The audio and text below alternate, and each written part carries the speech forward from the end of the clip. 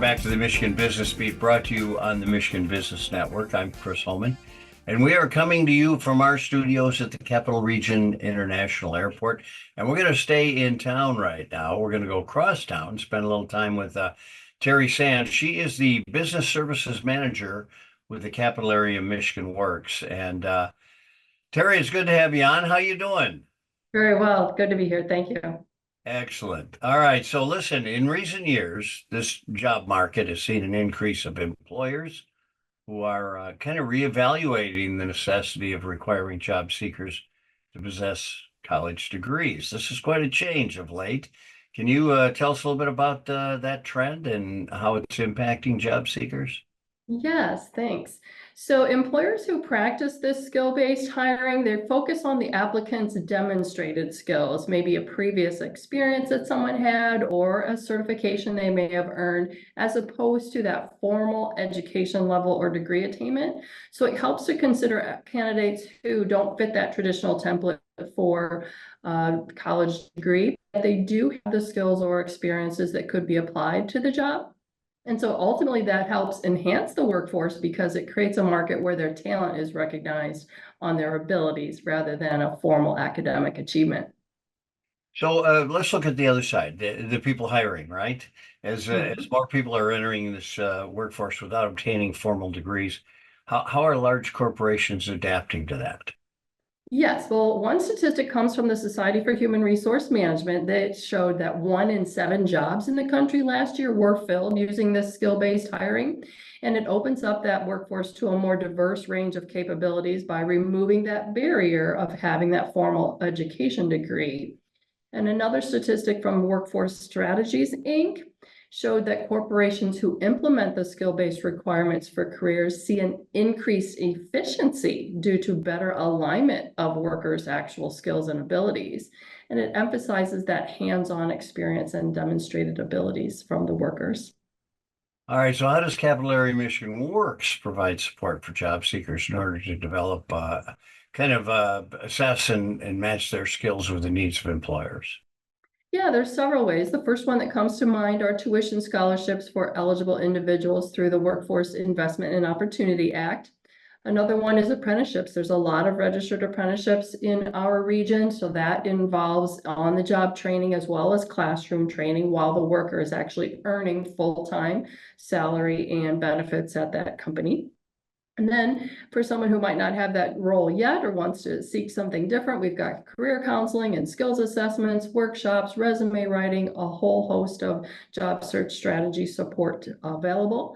And we will also engage with the employers to figure out what their skills are that are in highest need and then help local job seekers achieve those skills. And our Employer of the Day events are one way where folks can interact directly with businesses and learn a little bit about those opportunities themselves. So specifically, what skills are in high demand right now with those groups that you work with on the employer side? Yeah, statewide, we're seeing advanced manufacturing, computer systems, healthcare, and trades like HVAC. And then locally in high demand would also add to that medical assistance. And Capital Area Michigan Works promotes those high demand skills by connecting job seekers to postings and training, like we mentioned earlier. One way of doing that on our weekly hot jobs list, we highlight the particular openings that don't require a formal degree. All right, so what about strategies, recommendations you might have for anyone who's out there individually looking for those opportunities that require that do not require a formal degree?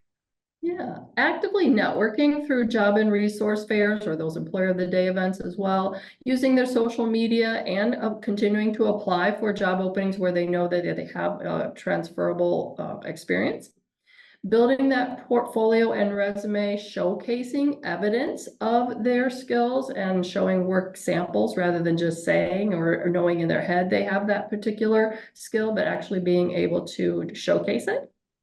Sometimes folks need to gain the experience. They have the skill, but they haven't actually used it in a work setting. So finding opportunities where they can volunteer or an internship would add some of that portfolio and resume evidence. And then sometimes maybe taking an online course or a local training program or some of the workshops that were alluded to earlier, which we have several that we can help out with. Terry, it's kind of interesting because it wasn't that long ago that people like Oracle made a statement, we're not hiring anymore by degrees. And it's interesting that it came from that tech industry, which is the last place you would expect it to come. You would think they would want degrees. Yeah, the tech industry has been a great example of being able to sincerely look at one's ability rather than a piece of paper that they have earned along the way that supported it. Not to say they're anti-education, but at least allowing somebody to get their foot in, get started, show what you can do, and then add perhaps education along the way thereafter. Well, and I know a lot of them then say, okay, let's get working on that degree as you're here, because they do want that piece of it. Well, Teri Sand, Business Service Manager, Capital Area Michigan Works in Lansing, Michigan, also servicing Eaton, Clinton, and Ingham counties. Thanks so much for joining us, and thanks for the good work you do. We appreciate it. My pleasure. All right, you're watching the Michigan Business Beat on the Michigan Business Network. I'm Chris Holman.